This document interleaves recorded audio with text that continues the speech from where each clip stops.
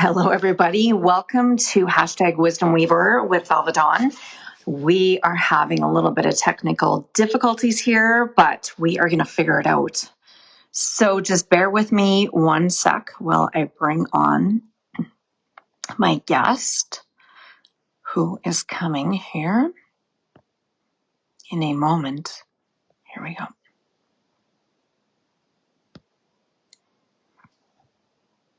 Okay, so we are just waiting for everyone to join.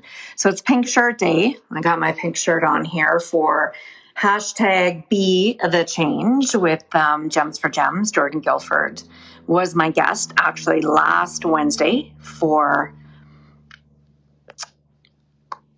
Okay, I'm just waiting for Leah to get on here again one more time. So as I'm waiting for her to join, I just want to talk about why I started the hashtag Wisdom Weaver Wednesday. And it was really, okay, here she is. I'm just going to bring her on and get the Wi-Fi to work this time. Okay. Did it work? It worked. Are we actually both here? We are, and we actually, I can hear you. I had to change my Wi-Fi to a different band. Okay, but we need to see your whole head. Okay, there we go. There we are. We did it. Yay. Yay is right. Okay. Okay, sorry, you were talking. Okay. So I want to say welcome. I want to say thank you for being here on this hashtag Wisdom Weaver Wednesday. I've had some positive feedback from the previous shows about people really wanting, authentic, raw, real conversation. And I figure this is a perfect place to do that here and now. So I just want to welcome my friend Leah Carter. She has a lot of wisdom. So I'm going to let you introduce yourself to everybody. So why don't you just share what you want everyone to know about you? What do I want everyone to know about me? Well, my name is Leah, and I'm on a path of, I think, working towards being comfortable in my own skin, just like everybody else. I work in the helping profession. So I'm a social worker. I'm actually a high school counselor in an outreach school. So, and those of you who knew me in high school probably are laughing because maybe karma, I don't know. Yeah, I should have been in an outreach school when I was in high school. Yeah, I'm kind of at a loss of, what do I want people to know? Well, I mean, there's all kinds of things I want people to know. There's all kinds of things, all kinds of directions that I could go. And yeah, to narrow it down is hard. So I think just go ahead and ask away. Okay. So we have known each other for 40 plus years, and it's been a long time. We have, part of the younger days when we were pushing the edges of being a rebel, we did together a lot. I often talk about, myself as a teenager and how that might have been for my parents as it was for your parents, and the things that we did, which, here's my partner in crime from the past, right? I think you spent more time being grounded than I did, but. Yes, I did. Most of my teenage life was being grounded. Yeah. And clearly it did not work. So if you're a parent, grounding doesn't work. That's a really good, statement, because I don't even know if people do ground children anymore. I know I certainly don't. I definitely hear it. I mean, I think now grounding means different things, right? For us back then, for me, it was I wasn't allowed to go out anywhere. Now you can ground kids from their video games, or you can ground them from their phone, or you can ground them from their vehicles. I still don't think it works. I'm living proof that grounding doesn't work, because, I mean, back then, I just snuck out. Okay, I'm grounded. Woo. And then I would sneak out. And yes, I did live 25 minutes out of town. So sneaking out was not super easy. I had to run down the gravel road and sock feet. Anyways, yeah. So as I think it's interesting because I think about those times and I learned nothing from being grounded ever.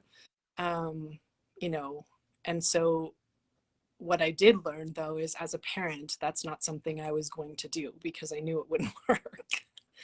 Right. So being the way I was and all of the choices that I made certainly prepared me for how I was going to raise my kids. Mm-hmm. Mm-hmm. And I love that, because I think that that's one of the valuable things that we learn from, you know, our parents is, what are we going to take from that? How are we going to be different? And, you know, and I'm sure our children are doing the same thing, you know, with us, right? Mm-hmm. Which is about the evolution of, you know, the human connection. So. Yep. Yeah, absolutely. And like, there is no perfect parent. Mm-hmm. You know, and there's, and I'm certainly not going to sit here and say, you know, my parents were terrible people. They did the best that they knew how to do with what they had. Same with me. All three of my kids have like have been parented by the same people and are very different. So what worked for Connor didn't work for Kieran, or, you know, what worked with Kieran didn't work for Georgia. So they're all very different human beings. And I think that when we get stuck in, this is what we're going to do and this is how we're going to do it, regardless of taking the child's personality and the child's whole being into, you know, perspective, is where we, you know, where we go wrong. There is not a one size fits all. They're all different kids and require different strategies. I remember even seeing that when the kids were little and they were born, and I couldn't believe how each personality of each baby was so different. Like, that blew my mind. And I was like, this really is going to be different in parenting. You know, yes, all my girls are quite strong. One of them, I think, is on here watching. So, you know, it's like they're quite strong, but they're all unique in those ways. Okay. So, you know, my categories I sent you. I always say that this is like Jeopardy, but this is Wisdom Weaver Wednesday. And so we are going to start with, okay, let's start with love. How about that? Oh, is that a good category? Okay. Sure. Okay. At what age did you fall in love, and who was that with?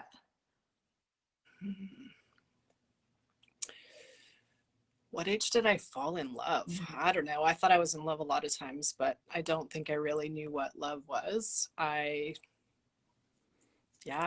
really don't. I don't think. I mean, I'm pretty certain I got married the first time and was not in love with that person. So I think not till Mike. I really don't. I think I thought I liked some people pretty strongly, but I really don't think I was in love with anybody truly, because I didn't really know my own self until Mike. So I'm going to go with Mike. So yeah. Well, you know what? I love your honesty. If any of those ex-boyfriends are listening, sorry. There might be a few, and they might be like, really? But you didn't love me? No, I didn't. No, I didn't. You drove a nice car. You had a nice truck. Yeah. Okay. No, that's a good answer. And I think your authenticity about, you know, I think I got married the first time without really knowing what love is. I mean, it's a deep emotion. And it isn't rainbows and butterflies and sunshine all the time. Like, I mean, does it feel good? Yes. Are there days where it's hard? Absolutely it is. And I think that's where, you know, sometimes we get lost, is it's like, it's not all rainbows and butterflies and sunshine and, you know, and yeah, it's more than that. It's comfort and it's safety and it's, you know, being able to be quiet together and, you know, truly enjoy each other's company. It doesn't have to be hot and fiery all the time. That's a piece of it, but it's not, it's not Disney. Right? It's not Disney anywhere. Single, married, dating, none of it is Disney. Yeah. It's all real. Yeah. Absolutely. Okay. Thank you for that. Now, Let's talk about the next one. Since we're on the love topic, let's just stay there for a moment. Do you feel that self-love is important first, before finding a relationship? Yes, I think that I think definitely we have to be comfortable in loving ourselves and even know what we need. Mm. If I don't know what I need to be okay with myself, how can I expect that to be filled by somebody else? How can I expect somebody else to know what I need if I don't, right? So I need to be, I think you do need to be, in touch with yourself, and you need to be okay and in your own skin, and be able to kind of do all that stuff for yourself. Somebody else can't do it for Mhm. you. They can add so much to your life, and they can um, increase the love. I just don't think they can be everything. They shouldn't be. Mhm. Mhm. I totally agree with you on that. And I have found in the dating world myself that a lot of people don't know that. It's like they're empty inside and they're looking externally for you to fill that. And it never works because one person is constantly drained because you're trying to fill that hole in the other person. So I agree with you. Yeah. Yeah. Yeah. Well, you're never going to meet those expectations, right? You're just never going to be able to fill the void for the other person if they don't even know what that void is, or, or what they need. So, Mm-hmm. yeah. Am I good at self-love? No. I'm pretty harsh, but I have an idea of what I need going into my relationship.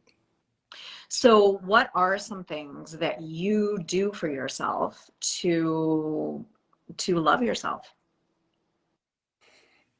Well, I think I've become really aware that I need time like away from noise. I need to be outside. I need to be, Mm-hmm. I'm fortunate to live in a great place where my horses are right outside my door. And so I can go out and I can um, just be with my horses, and I can just be quiet. And sometimes that means just sitting and listening to them eat, and that's enough. But outside time by myself is helpful. Like, even, Mike will say now, if I come home in a space, he's like, maybe you should go outside for a bit and hang out with your horses and come back when you're a little bit more grounded. So I mean, it works. That's something that I do. And knowing my limits, like I know what I can and can't do. Mm-hmm. um, and I know, like, obviously I'm a social worker, and I have been in the field for a really long time, and I know that what I can and can't do in terms of helping Mm-hmm. people. And I know my limits, and I know my boundaries, and that to me is taking care of myself, because I can hear some really hard, awful things in my job and my role. And so what do I do with that? I can let them eat me up and take them home and personalize them and let it kill me, essentially. Or I can deal with it, and I can spend time outside, and I can spend time just being quiet, or I Mm-hmm. can just talk to people who get it, or those are kinds of the things that I do to take care of myself. Mm-hmm. Mm-hmm. Yeah, I think that's a really good awareness, is that you understand that healthy boundaries, are there not only to protect you, but to protect the people around you. So that's a good one. Healthy boundaries. Yeah. Hmm. And it's hard. It is hard because you obviously are empathic and you're a giver, in the profession that you are in, and it's hard to sometimes keep those boundaries, but important. Mm-hmm. Okay, let's move on to age. Okay. Uh-huh. Okay. So, what advice would you give to your 20-year-old self? Well, considering I'm back in university now, I would say, listen, 20-year-old self, don't be a jackass and stay in school. Um, yeah, I thought at the time I was done with school. I've never been a good student. School was never my idea of a good time. And I went straight from high school into college. And at the time I was able to get a job really quickly in my field. So I didn't really feel like I needed to go on to get a degree. And I am paying the price now because I am an old person in school now. And so I would definitely say stay in school. But I don't know that I would say do a whole lot different. Like I had fun, like, and I think that that's what it's about, is having fun and, you know, exploring and trying new things. And so I don't know that I do a whole lot different. I would say stay in school, get your freaking degree, but make sure you're having fun too. It's not all about work. Yeah, that is great. The fun part is so good, right? Because well, they have their whole lives, right? They have their whole lives to get a job and to work. Why do we have to rush and make them, you know, why do we have to be, you know, get on with your career? How about we just figure things out first? Yeah. Do you think, I guess what I'm gonna say is, if you were to go back, and what would have changed for you in order to get your degree back then? Like, what would have been the difference in your decision? I don't know. Like, I think about that. Like, I actually often say this to parents, like, would you have listened if you said what you're about to say? And I probably wouldn't have listened, because at the time it was hard. It was easy. I got a job easy. I came out of college and got a job in the field. Right now, that's not something that happens, right? So I think it's hard, because I mean, I would have to fast forward to now. I mean, I guess explaining, like, not trying to be, I know everything. I would be like, here's a possibility. It's possible that when you're 49 years old, going back to school sucks, right? So do it now while you're young and cute and your brain still fully functions and you can remember shit. You know what I mean? Yeah. Like, that's how I would present it, is do it now while you can, and while someone else is paying for it. Yes. And you're not close to menopause. Yeah. Right. When you can't remember anything. Yeah. It's great. Super good. Can't imagine. I can't even remember anything, let alone, you know, math. I do know. Don't even get me going. Listen here, children of the university age. Do math now. Don't do it when you're old. Yeah, no, I can't imagine doing math now. I did do math very good back in, I think it was Mr. Martin's who taught the Math 30. And I remember, you know, just struggling. And I think, okay, I'm going to get this. I'm going to take the time to study. Yeah, no, it didn't really happen. So here we are, fast forward. Yeah. And you were in the smart people math. I was in the math for idiots back then. Yeah, well, I might have got a better mark if I was in that different math, right? Mr. Dulkoff. Yeah. Yeah, it doesn't really set you up really good for when you're 49 and you have to take math. Yeah, anyways. Okay. So, what are 2 things that you have left on your bucket list? Well, I mean, I've always wanted to do more with my horses and the horse world. I've always wanted to have something, to help with my horses, and so that's obviously a goal. Just seeing my kids be successful as adults. I'm not a huge traveler, so I really don't have a big bucket list in terms of traveling. So just just seeing people, seeing the people that I care about be successful, and, you know, seeing what they do and doing something with my horses. And yeah. I like that. I like that you said that about your kids, actually. Like, that's awesome, because I feel like that's true. It's like, when you do have children, for those people out there who have children, I mean, that is one of your goals, is to see them succeed, to see them happy, you know, that they're happy in life, and that they, you know, I can't imagine, like, as my children, say they were stuck, in a situation, whether it be a marriage or a career or a health situation where they're really struggling. I mean, we know as parents that that is difficult to watch, right? So I think that's really good. Okay. So now that we're in the aging category and that we are still hanging on to 49, I'm closer than you are. The other thing is, okay, what concerns do you have about aging? Well, I don't know, like I'm not really one of those, like I'm gonna embrace it as much as possible. I'm not really afraid of it. I feel like it's kind of a good thing. Like, I feel like as I get older, my relationships are so much different. Like, there's just so much more meaning to the relationships that I'm in, and there's less drama, and I really don't give a crap about what other people think or do. And like, you do you. Mike and I joke that we're going to get shirts that say that. You do you, people. Like, it's fine. Right? Like, I think we just worry less about what's going on. Do I enjoy this whole menopausal weight gain sweating all the time? No, I don't. And forgetting things, and yeah. But other than that, like, I honestly think it's a good place. We're down to one child in the home, which is super weird.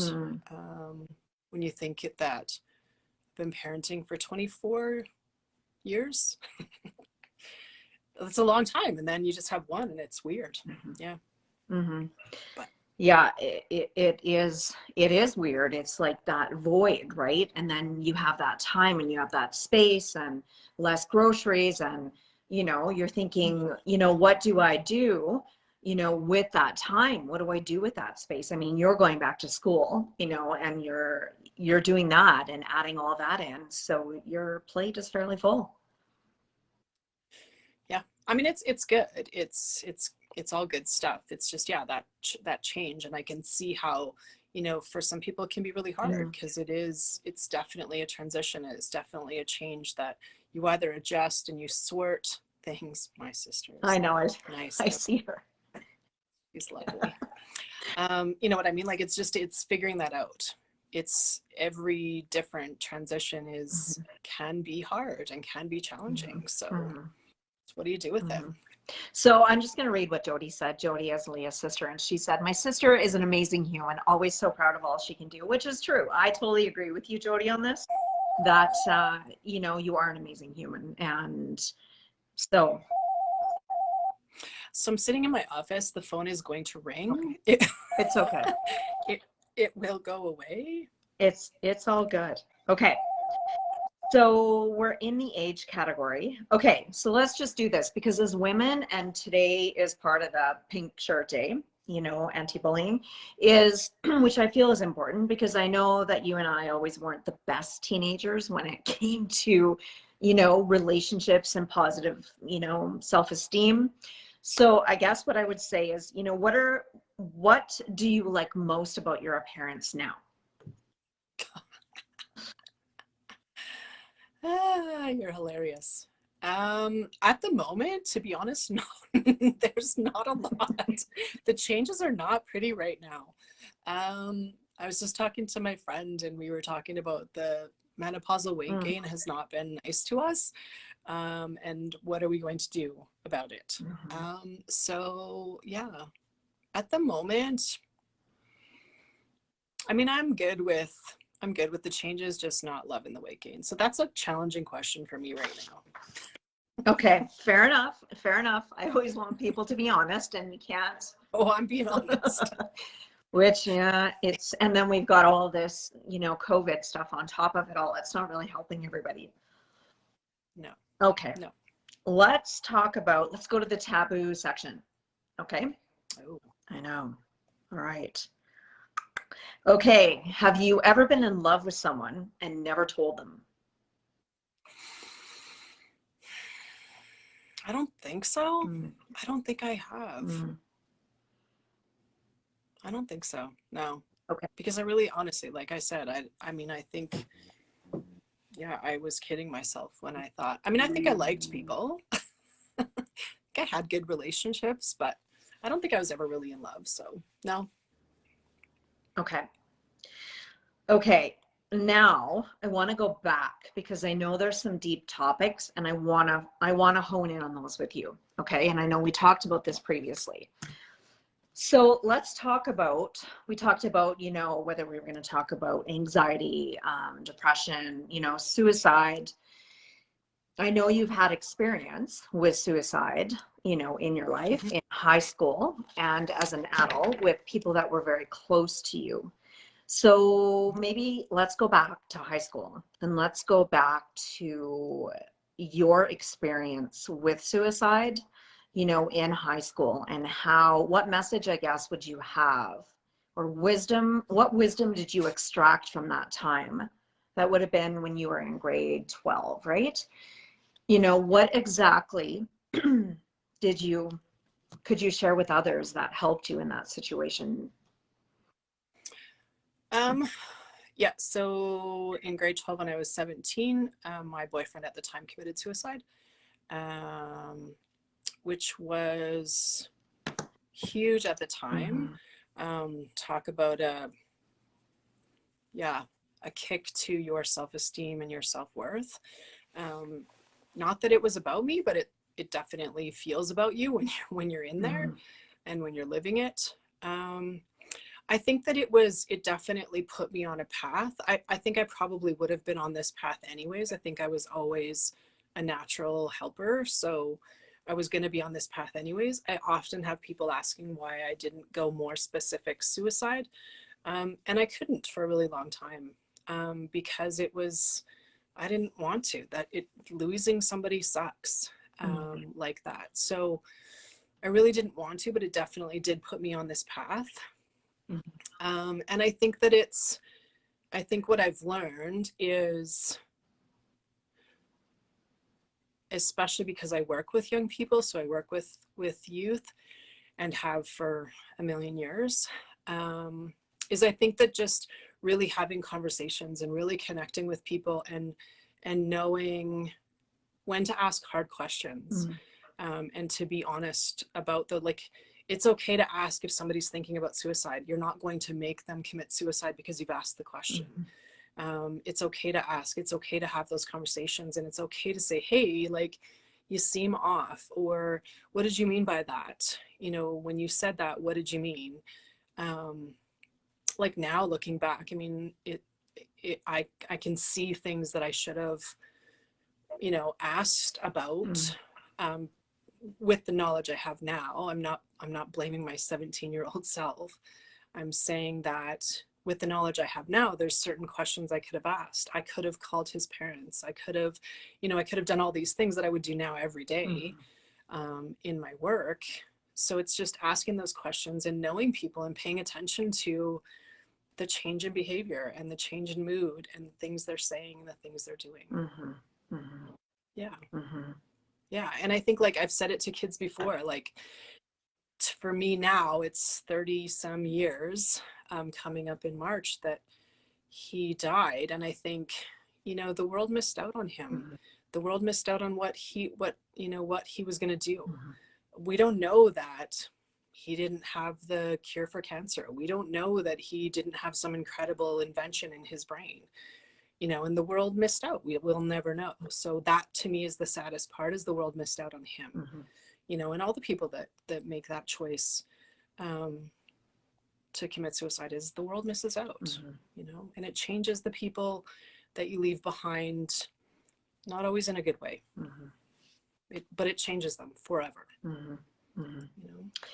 Yeah. So really good wisdom, and I think it's a good topic right now for a lot of people. I know a lot of people are struggling mentally right now. It's hard. It's really difficult out there. So what would you say, you know, having had 2 suicides, you know, most people don't even have 1 suicide in their life, you know, for someone who is close to them. And now you had 1, you know, in grade 12 with your boyfriend, and then 1 as an adult with your ex-husband. how was it? Like, I guess what I'm saying is we're going deeper into this as, you know, your 17-year-old self into, you know, yourself as an adult. Um, Mm-hmm. Well, I think that, you know, the thing that I want everybody to know always is that there is always someone who cares enough to help you, always. No matter how dark and and terrible you feel, there is always somebody who loves you enough or cares enough to help you. It could be a stranger, it could be, you know, somebody at the end of a phone line that you've never met, it could be somebody close to you, it could be a neighbor, it could be a friend, but there's always somebody who's going to help you, always, because it's possible to get help no matter how dark it is, you know. Yeah. And so I think the difference between being a young person is, um I think that for me at the time I was young, and it was hard and it was sad and there was all kinds of crazy emotions that you don't even know how to deal with. And then as an adult, my focus obviously was on my son. um and so and just that whole, I wish with all my heart I did that he didn't have to go through that, right? Like, because I know how shitty it is. I know how much it, you know, the questions you ask yourself and the what ifs and the whys and the if onlys, and those are really hard, you know. So just wishing that he didn't have to do that, but feeling prepared to handle it. You know, I get it. Do I know exactly what he's feeling? No, but I get it. I get that it's hard. Yeah, like you've had that different perspective, you know, personally. And I think that's what makes you so good at, even as a person, you know, I really believe that, because the experiences that we go through in those dark times, it's like when you can extract the wisdom from those times and you can share that to help other people, I think that's the greatest gift that we can do in the world, right? Is really share, you know, rather than shut down, right? And not talk about it like possibly sometimes our parents might have done when we were younger, right? We're a different generation where we talk more. Yeah. You know, I like, I'm sure your supper table is the same as mine. You know, when we grew up, you know, the news was on for me and the weather was on because, you know, I was a farmer's daughter, as were you. And there certainly wasn't a whole lot of talking about how was your day, you know, what happened to you, which is different, you know, in what I wanted my kids to experience. Yeah. Yeah, for sure. Yeah, I mean, definitely that was things that, I mean, and I mean, they don't even know what to do with that. You know, there was like, how do you talk about that? And I think that's where the beauty of our generation is that we've learned we need to talk about these things. We've learned that it's okay to talk about these things, and we're not gonna, nothing's gonna happen because we talk about it, other than positives, right? Like, we're gonna learn from it, we're gonna move forward, we're gonna be able to process some stuff. We're not just gonna stuff it down and pretend it didn't happen. You know, we're going to address it. There's so many things, right? And generations before, like grandmas and grandpas, like they talked about even less. So I mean, that's, I think that's a great thing, is that we definitely have learned the conversation helps. Yeah, conversation is the key, isn't it? And I think it's so important to keep that dialogue open, right? And listen and be present, because there are so many options now, you know, with cell phones and iPads and everything else, where kids lose that present. Like, to really try and focus and to be there is key. Yeah. Yeah. So the other thing I want to talk about, because I know I've experienced it and I know you have, and I think there's a lot of other people out there that could be, is anxiety. You know, so do you want to talk a little bit about, you know, how that affected you, and maybe share some tools on things you have done to help you with anxiety? Yeah. Yeah. So it started, I don't know, quite a long time ago. I worked with street people in a center that they were also experiencing addictions. And while I worked there, 3 clients died on my shifts. which caused an incredible amount of trauma because I was really young Mhm. and I was a brand new social worker and I was going to save the world. There's a piece of wisdom. If you're a social worker, don't start in addictions because it'll crush your dreams. Anyways, it was incredibly stressful. And I did nothing about it. I just was like, all right, whatever. And I think I've always kind of been like that. It's like, okay, well, whatever, that happened. All right, let's move on. What do we do next? And so I didn't really deal with it. And then it kind of started to, it was probably a few years after that where I was quite certain, and I argued with doctors that I was not having anxiety or panic attacks. I was quite certain I was dying of something, and they wouldn't believe me. And so anyways, it took me quite some time to realize that, yes, in fact, I did have anxiety, and I spent 10 years not medicating. I'm trying to cope on my own, having, panic and anxiety, and to the point where I actually kind of didn't really want to leave my house at all. So plenty of sick days from work and just lots of just, I just want to stay at home and be safe, because that's what anxiety tells us. We can't handle whatever it is that life is, dishing out, which is all a lie. And then finally got to the point where I was like, I can't do this anymore. So I went to the doctor and he said, how about we just try meds for just a little bit? And then you can always go off and you don't, and then he goes, most people say after a little bit that they feel better and wish they'd done it 10 years ago. And I was like, yeah, right, buddy, whatever.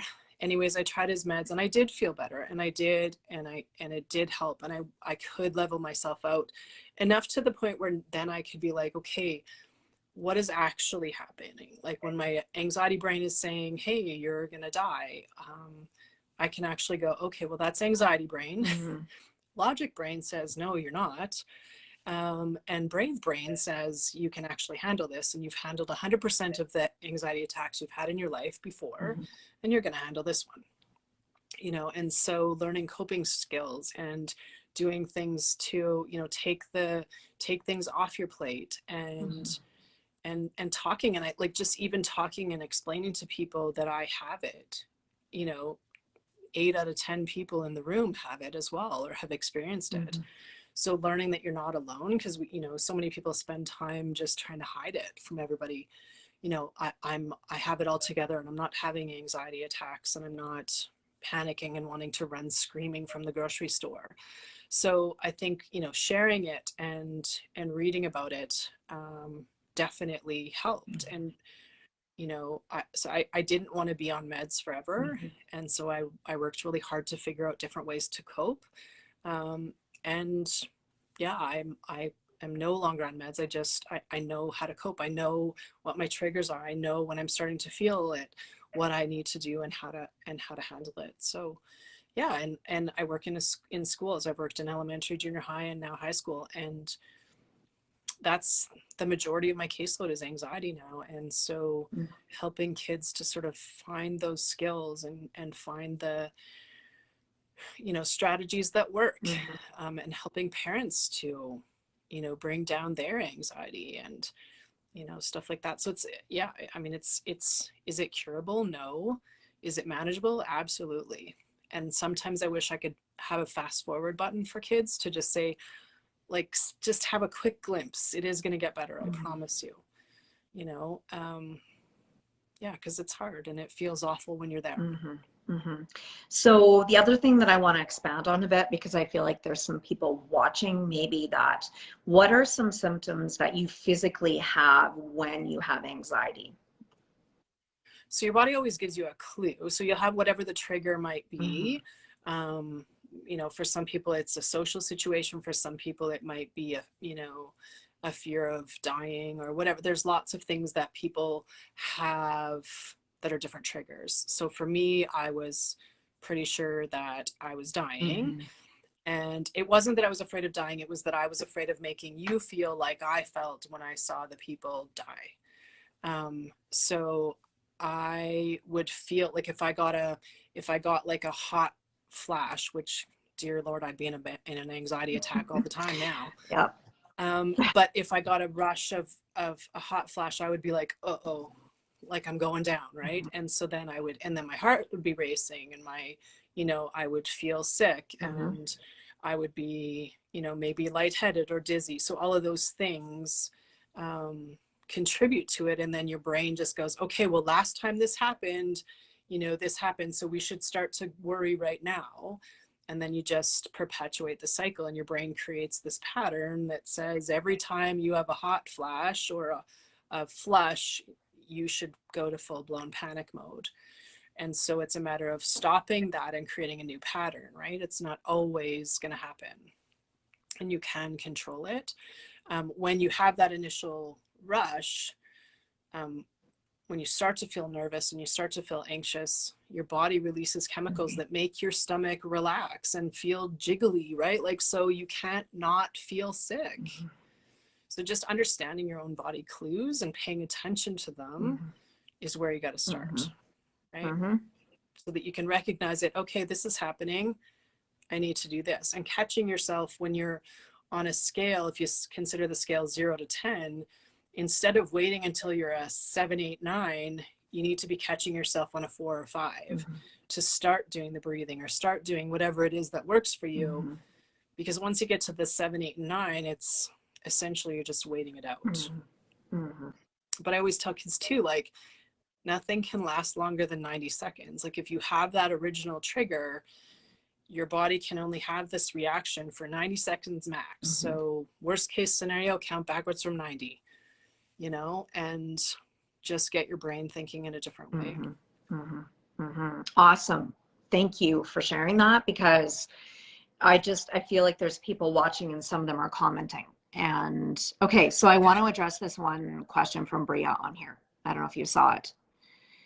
Okay, so she says, in this generation of, in quotes, conversation and talking advice on how we can keep the connecting, I gotta put my glasses on, keep the connecting. Okay, ooh, they're dirty. But it's hard not to feel emotionally burnt out, especially in your career, as I am also learning in my education degree. Conversations are always heavy, supporting others with mental health, crazy amounts of content and information constantly. Where's the balance? Sorry to insert this now. I know you kind of moved on. But she said the heaviness attributes to anxiety as well.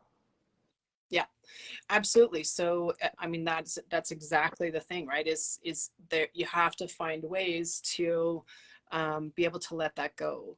And so for some that might be journaling, for some that might be talking, for some that might be like, you have to, find, like, so I'm married to a fireman. So he sees and deals with things that are crazy and awful all the time as well. And so the two of us can talk to each other about stuff that would curl other people's hair, right? Yeah. So, we're very fortunate in that. But so maybe you don't have a partner that's like that, but do you, can you find a friend that you can sort of talk with and work through some of that stuff? But it's a matter of getting it out.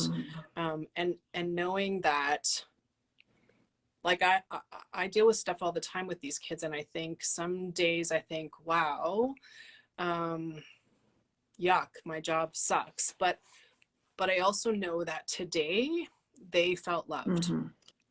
Today they felt supported. Today they felt heard and they felt seen. And that makes a difference, and did I solve their every problem? Not even close. But I made them feel like somebody today. And sometimes that has to be enough.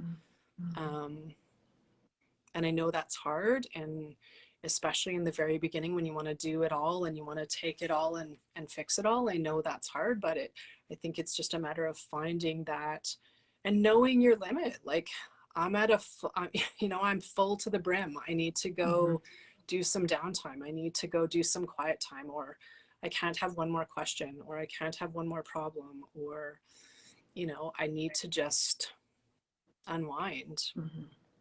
And really and truly doing that, and take a day if you need to, take a mental health day, take a sick day, take care of yourself, get into some counseling, just to be able to get, a sounding board to process some of this stuff. Don't hold it.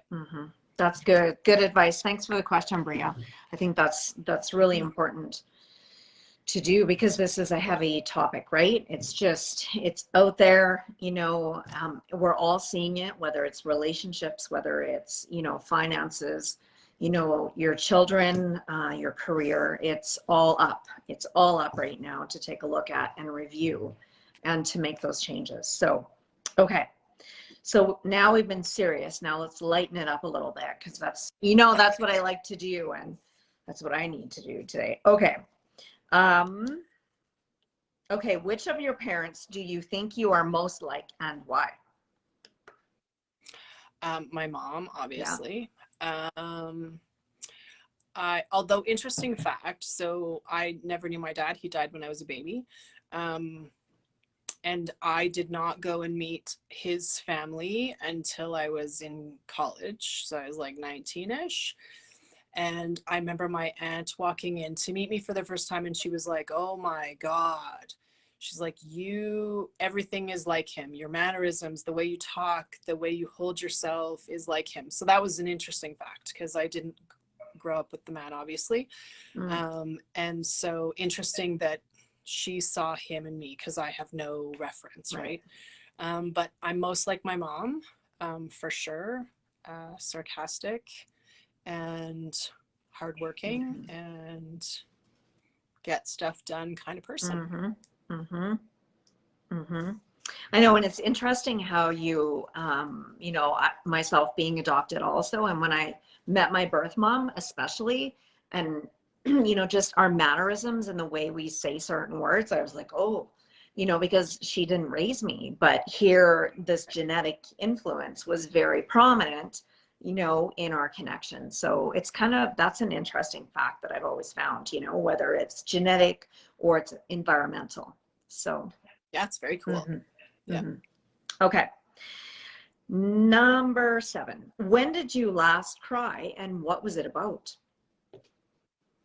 I last cried probably today. Work was hard today. Yeah. I heard some pretty hard stuff today. So I actually got, some of these kids adults have not been kind to them. So yeah, sometimes I just think, wow. Yeah. And sometimes I cry because it's like, hey, like these people trust me to let me into the hardest parts of their life, and so sometimes it can be tears of like, I'm honored that they trust me that much. Yeah, I'm okay to cry all the time. I cried TV shows, commercials, books, kindness gets me every time. Yeah, I'm okay with it. It's good. Let her out. I think it is good, right? I mean, that'd be the other advice I would tell the younger people is when you want to cry, cry. Don't be too proud. Let it out. Release it. And feel it. It's okay to feel like, like it's okay to be sad about things. It's okay to be mad about things. It's okay to feel that. We're taught to, don't show your emotions, show your strength. Feel it. It's okay to feel it. It's okay to feel sad when somebody dies because it's sad, right? You don't have to hide that. It's okay to feel sad when a relationship ends because it's sad. It's okay to be pissed off when somebody wrongs you because it's okay. It's when we stuff those emotions and we don't feel them that we do a huge disservice to ourselves. I completely agree. So yesterday, I'm going to interject this quick, was one of those crying days for me because I knew I had to put my horse down and I'd been putting it off. And, he'd been in our lives for 14 years. You'd met him, he was this magical, gentle horse who would come up and just brush your face. Right. And it was a tough day. And I thought, I've got this, I'm going to do this. And then I was good until the trailer started backing up and I could hear the trailer rattling coming down the alley and I had freaking lost it. I was hugging him and I was crying in his fur and I was a mess. Like I was a mess. I thought, okay, I got to say everything I need to say right now. And then I'm like, I'm going to change my mind. I'm going to go tell him that I can't do this and I'm going to back out. Right. And I'm grateful that I had people around me because I might have backed out. I might have told him, and he's like, it's okay, take your time. And it's just that fleeting moment of, okay, I'm going to say everything I need to say. And I did the ugly cry. I had a circle of people and I did not care who was watching me. And I sat in my vehicle and I plugged my ears and I lost it. And the most beautiful thing is, one of my ex-boyfriends was there, Shane, and he said to me, he goes, Dawn, he goes, you are the most beautiful today that I've ever seen you. He said, you may be an ex-rancher's wife. And he goes, then you're really strong and you could handle it. He goes, but I saw your vulnerability and you cried and you showed those two different sides, right? And I thought, I'm like, that's interesting, right? Because I've never been a person to hold stuff in, so I can't imagine what it would be like to, have an animal be put down and not shed some tears. Like I can't imagine being in that space. And I know you've been there too. And I'm like, well, that sucked. And that was really difficult. But like you're saying, I feel it's better to express than to repress. And I just let it out and I bawled this morning and I made that video and I cry every time I hear that song by Johnny Reed now that says thank you, right? Because Yeah. I think that's what we need to do is we do need to, allow those emotions, whether it's anger, jealousy, bitterness, grief, joy, oh, Coralie's on here. She says, hi, ladies. Hello. So, yeah. So that's really good advice, is letting that out. Okay. Whew, we're getting to some deep topics here, which is good. I think it's important. Okay. Have you ever had an addiction? If so, what was it and how did you overcome it? Have I ever had an addiction? Probably, I wouldn't say it's a full-blown addiction, but I would say that I really struggled for a long time with saying yes I can to everything. I'll volunteer on that committee and I'll do that, and I can do that job, and I can also do that, and I'll take care of that, and I'll do this, and I was like a yes man for a really, really long time. So saying yes was probably, like, I just felt like I couldn't not. It showed my strength. It showed my, my hard worker side. It showed how, and to the point of like, okay, well, other parts of my life were suffering. So I think that, and then the other thing is I'm fully addicted to my phone, I'm sure, like everybody else, and trying really hard to put it in its place. I got a new phone and I didn't put any alerts. Like I said no to all alerts. It's been very good. So just not paying attention to every time your phone gets an alert, I don't care anymore. So lots more time. But those are big things, is saying yes to things, agreeing to be on every committee, even though I don't even like the committee. Really being conscious of what, where, when, and how I spend my time. That's good. Where, when, and how. That's really, really good, because life goes by, right? If you don't actually have an intention and you're not aware of how you're spending your time and if it's fulfilling you, making you happy, how many years go by, and life is short, as we know, right? And and if you think that they give a flying rip if you're gone tomorrow, true. Right, on the committee, as long as the work's getting done, they're happy. But if it doesn't, they're moving on to the next person. Same as your job, right? Like the want ad will be in the paper before your body's cold. So like, keep that in mind when you're giving all your time and effort and energy and life to your job, or, is that really worth it? No, it's not. No. Even if you love it, it's still not worth it. Yeah. You're right. It's all about balance, right? And the external balance, helps with the internal balance. And so, having both is key. Yeah. Okay. What is your biggest pet peeve? Oh, I think unkindness. I really do. Like, it drives me freaking crazy when people are unkind. There are things like, you can think things and you don't have to say them.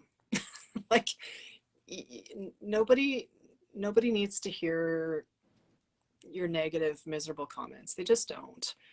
You're not making it better when you're yelling at a store clerk who is not in charge of whether you wear a mask or not. Like, I just, that stuff drives me crazy.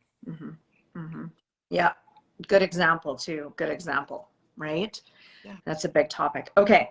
There's some really good ones here. Okay. If there was one thing that you could change in your life, one thing, what would it be? One thing. I think it would be probably that, like, I wish I never had the whole not enoughness in my life. And no one ever handed me a platter or said something to me that told me I was not enough. But when I add up things in my life, that is my underlying story all the time, is you're not enough. You're not enough. Like, who do you think you are? You don't have enough education. You're not this enough. You're not that enough. You're not, is that constant inner, I guess maybe getting rid of the inner critic would be the one thing I'd love to change. Right.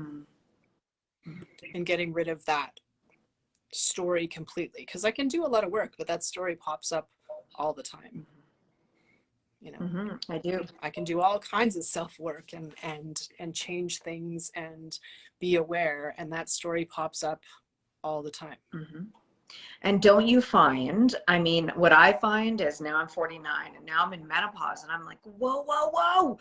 I was just getting my life figured out. And I was just getting to this point where I was like, okay, we're going to coast. And then you throw night sweats in and memory loss and, you know, what's happening to my body and all these things, you know? So it's almost like, it's like you just get to a place and then there's something new. There's a different perspective, right? Where you have to learn how to engage in that inner critic. It's like, okay, silence, Yeah. right? Yes, calm down. So what do you do to silence that inner critic? Well, I think it's just like when those things start to come up, like, the, you know, I'll be like, I know how I feel, right? And it's like, and I can hear, and it's like, okay, well, let's pay attention to what is my head telling me, which lies are we talking today, and going, okay, that's the same old story, or remember, this is why that comes up, and you can make different choices and you can think differently. And just because that person said that means nothing, right? You know, you can be triggered into different things that people say. It can throw you back into things that you heard before, where you know, some of these messages were sort of solidified in your head. So just being aware and then making a different choice. Yeah. Not easy. Awareness, right?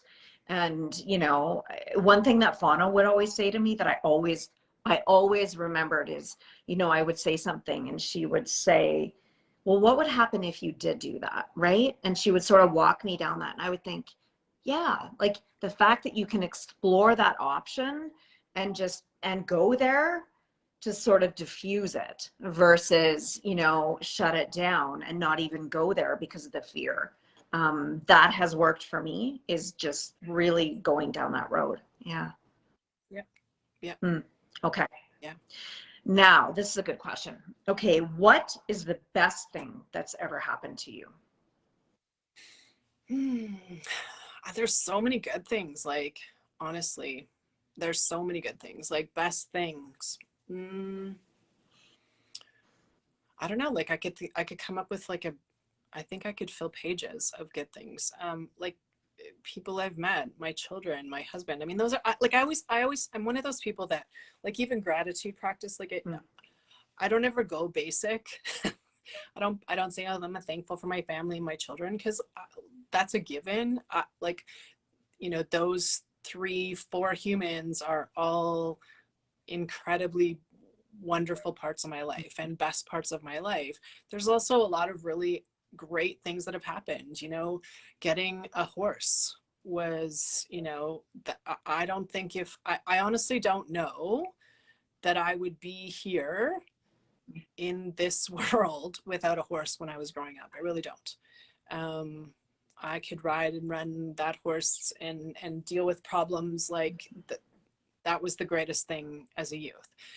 So having, you know, that horse, getting, you know, having the grandparents that I did that had a guest ranch, you know, and I got to be in that world and learn so much about, you know, horses. And you know, like I can think of about a million things, like all the friends that I've had and the people that I've met, even the not great people that I've met in my life have created something and made me who I am, right? Like I don't know, there's very few things. What do I wish that there was, you know, maybe a few less painful bumps, yes, but most things I think have been, they made me who I am.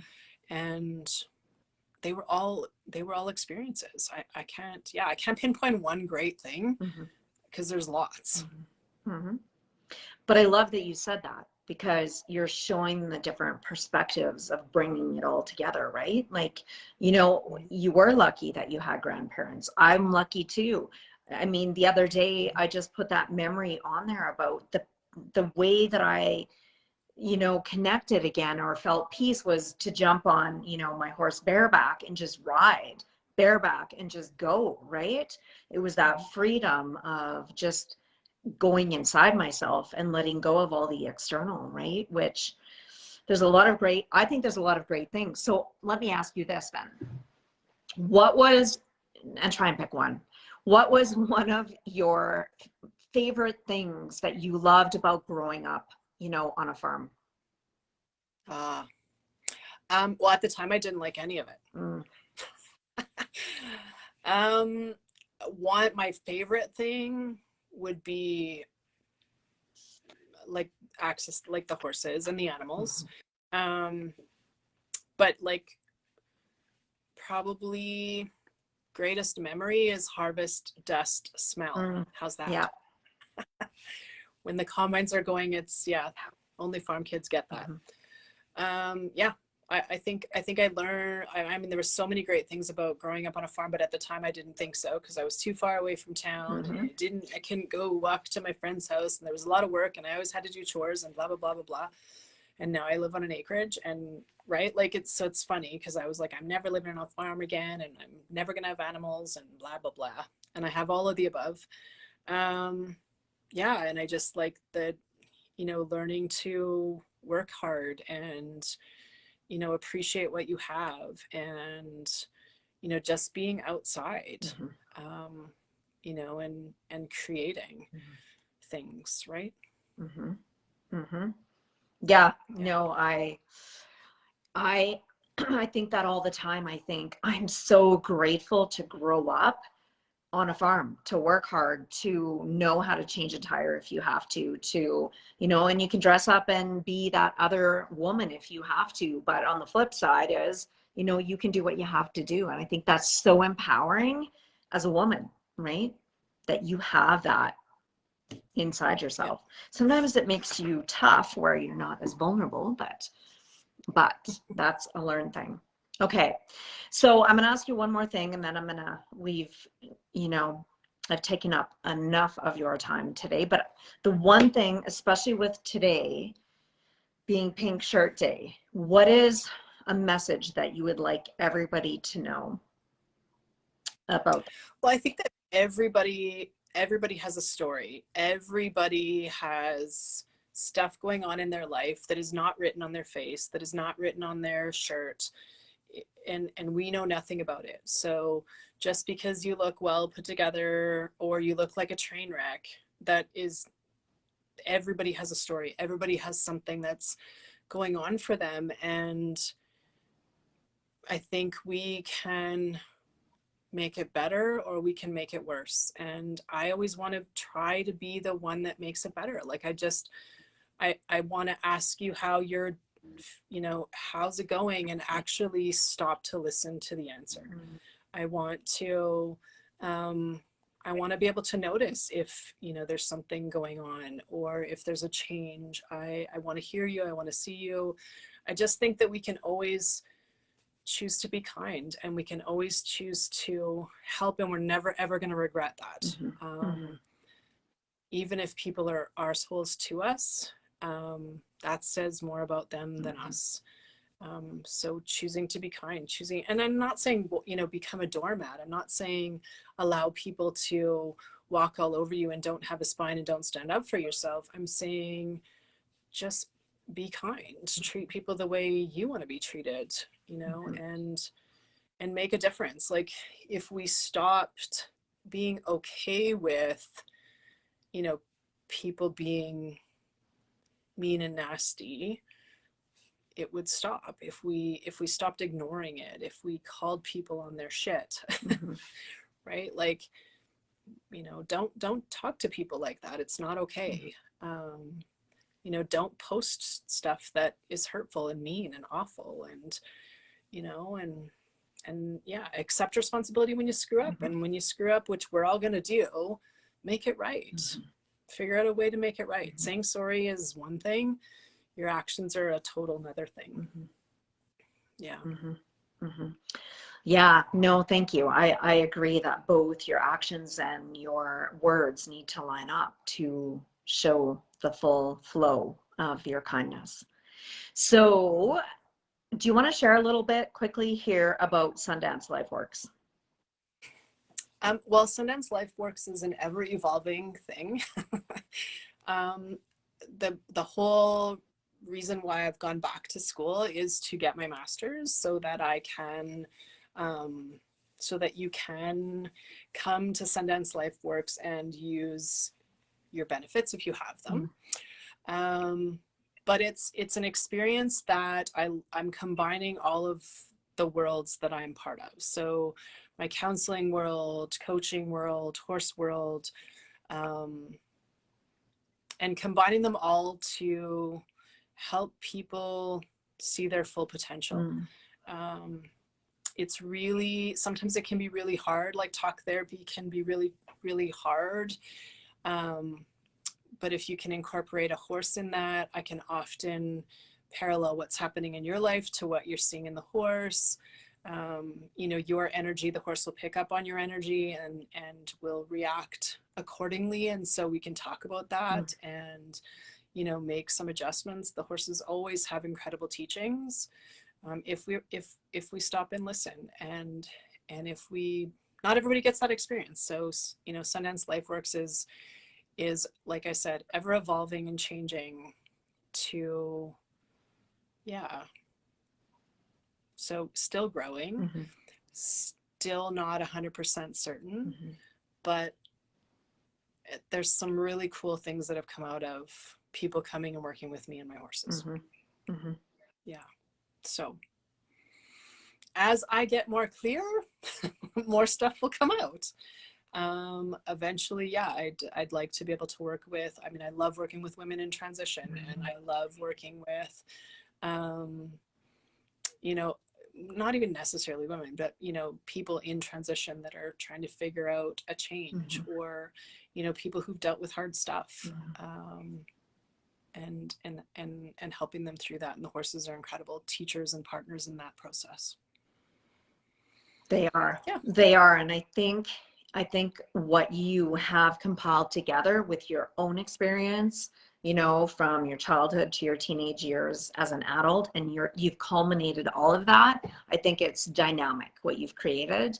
And I think, you know, for people that would experience that with you is such a gift, Leah. So truly, you know, I wish you the best of luck on that. And for anyone out there, if you want to post your website, Leah, below the video, and your page from Facebook, and then people can contact you, and, you know, they can step into that, you know, relationship with you and the horses and what they need. That would be amazing.